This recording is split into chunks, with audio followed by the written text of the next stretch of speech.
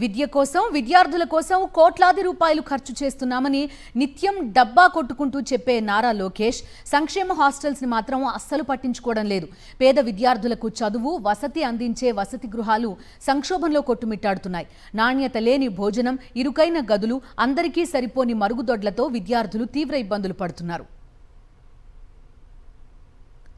సభ ఏదైనా, సందర్భం ఎలాంటిదైనా సంక్షేమం, సంపద సృష్టి, తాను విజనరీ అని పదే పదే ప్రచారం చేసుకునే చంద్రబాబు విద్యార్థుల భవిష్యత్తును తీర్చిదిద్దే సంక్షేమ వసతి గృహాల్ని మాత్రం సమస్యలకు నిలయాలుగా మార్చేశారు.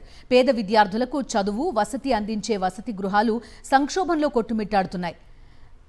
నాణ్యత లేని భోజనం, ఇరుకైన చీకటి గదులు, శుభ్రత లేని బాత్రూంలు, సిబ్బంది కొరత, అధికారుల పర్యవేక్షణ లోపం కర్నూలు జిల్లాలోని వసతి గృహాల పాలిట శాపంగా మారాయి. ప్రభుత్వ వసతి గృహాలంటేనే విద్యార్థులు భయపడే పరిస్థితి వచ్చింది.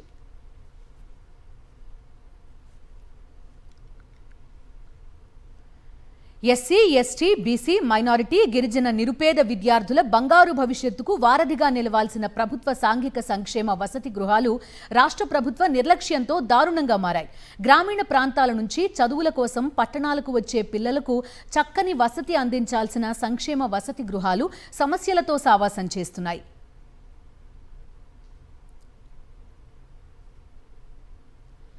కర్నూలు పరిధిలోని కల్లూరు బాలుర వసతి గృహంలో అనేక సమస్యలతో విద్యార్థులు తీవ్ర ఇబ్బంది పడుతున్నారు. గదులు ఇరుకుగా ఉండడం, గాలి వెలుతురు లేకపోవడం, అన్నంలో పురుగులు రావడం, మరుగుదొడ్లు శుభ్రంగా లేకపోవడంతో నానా అవస్థలు పడుతున్నామని విద్యార్థులు వాపోతున్నారు. హాస్టల్ మెస్సులు కానీ వాటిల్లో కానీ ఎంత ధీమాగా ఉన్నారంటే, మా ప్రభుత్వం ఇది, మాకు వెనుకల అండదండగా నారాయణ గారు ఉన్నారు, మాకు వెనుకల వీళ్ళు ఉన్నారని చెప్పి వాళ్ళ పేర్లు చెప్పుకొని హాస్టల్ విద్యార్థులకు రావాల్సిన కనీస హక్కులు వాళ్ళకు. ఇంకొక దయనీయ పరిస్థితి ఏంటంటే, గడిచిన ప్రభుత్వంలో జగన్మోహన్ రెడ్డి గారు ఏ రాష్ట్రంలో ఈయన ఒక వసతి విద్యార్థులకు కాస్మెటిక్ ఛార్జీలుగా షాంపూలు, సబ్బులు, పౌడర్లు తీసుకొని చెప్పి వాళ్ళ అకౌంట్లో డబ్బులు వేసేవాళ్ళు. చుట్టుపక్కల మొత్తం డ్రైనేజ్తోనే ఉంది మొత్తం. అంటే నగరంలో ఉన్న డ్రైనేజ్ అంతా ఈ హాస్టల్ చుట్టూ ఎరుగుతోంది. బాత్రూమ్స్ అయితే చాలా దయనీయంగా ఉన్నాయి. ఇలాంటి వాటి మీద ప్రభుత్వం చొరవ తీసుకొని మా జగన్మోహన్ రెడ్డి చేసిన నాడు నేడు వ్యవస్థలాగా హాస్టల్లో కూడా మార్పులు తీయకపోతే మేము చెప్తున్నాం మీకే మీడియా ముఖంగా కూటమి ప్రభుత్వానికి, అయ్యా ఈరోజు హాస్టల్స్లో పరిస్థితులు చాలా దయనీయంగా ఉన్నాయి. జగన్మోహన్ రెడ్డి గారు ధీటుగా మీరు చేస్తామని చెప్పి మీకు ఓట్లు వేశారు రాష్ట్ర ప్రజలు. కాబట్టి జగన్మోహన్ రెడ్డి గారు ధీటుగా మీరు హాస్టల్స్ని, స్కూళ్ళను మార్చి చూపించండి. ఎందుకు ఈ రేకుల చెట్ల కింద మా పిల్లలు చదువుకోవాలా, ఎందుకు ఈ డ్రైనేజ్ పక్కన మేము పడుకోవాలా అని చెప్పి మేము బాధపడుతున్నాము. లేదంటే రాష్ట్ర వ్యాప్తంగా విద్యార్థి విభాగంగా, వైఎస్ఆర్ కాంగ్రెస్ పార్టీ విద్యార్థి విభాగంగా మేము రాబోయే రోజుల్లో పెద్ద ఎత్తున ధర్నాలు, ఉద్యమాలకు కూడా పిలుపునిస్తామని చెప్పి తెలియజేస్తున్నాం. ప్రభుత్వం దాదాపుగా సంవత్సరంన్నర అవుతుంది వచ్చి. బీసీల పైన ఈ ప్రభుత్వం వచ్చినప్పటి నుంచి కూడా చిన్న చూపే ఉంది. ఈరోజు బీసీ హాస్టల్లో తనిఖీ చేయడం జరిగింది కదా, ఇక్కడ ఉన్న పరిస్థితి ఎలా ఉందంటే ఈవెన్ తలుపులు కూడా సరిగా లేవు, దాంట్లో టమాటా పనులే లేవు.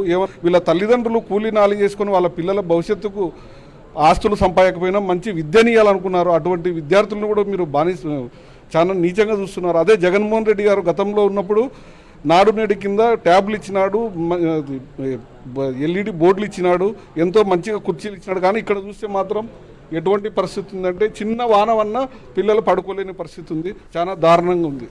రాబో రోజుల్లో ఇలాగే ఉంటే మేము బీసీ హాస్టల్లో పైన ఇంకా చర్య తీసుకునేంత వరకు మేము పోరాటం చేస్తాం. మన ప్రైవేట్ హాస్టల్లో చదివేంత కెపాసిటీ మనకు లేదు. దీంట్లో తప్ప ఉండడానికి ఎక్కడ బయట లేదన్న. బయట ప్రైవేట్ హాస్టల్లో ఉండాలంటే దానికి మంత్లీ 5,000 దాకా అట్లా కట్టాలా. మన పేరెంట్స్ అంతటి కట్టలేరు. అందువల్ల ఇది హాస్టల్లోనే అడ్జస్ట్ కావాల్సిందే అన్న. అంతగా లేదన్న, నార్మలే అంతే అంతే. మధ్యాహ్నం తినవచ్చు, సాయంత్రం సాంబార్ అంతా నీళ్ళు ఉంటుంది అన్న, తినాల్సిందే. ఎందుకట్లా? ఏం చేస్తాం, బయట తిని సోమత లేదు, డబ్బులు తక్కువ ఉంటాయి. డైలీ డబ్బులు అక్కడ పెడతా సాంబార్ కర్రీకి సరిపోదు కాబట్టి ఇది సాంబార్ తినాల్సిందే.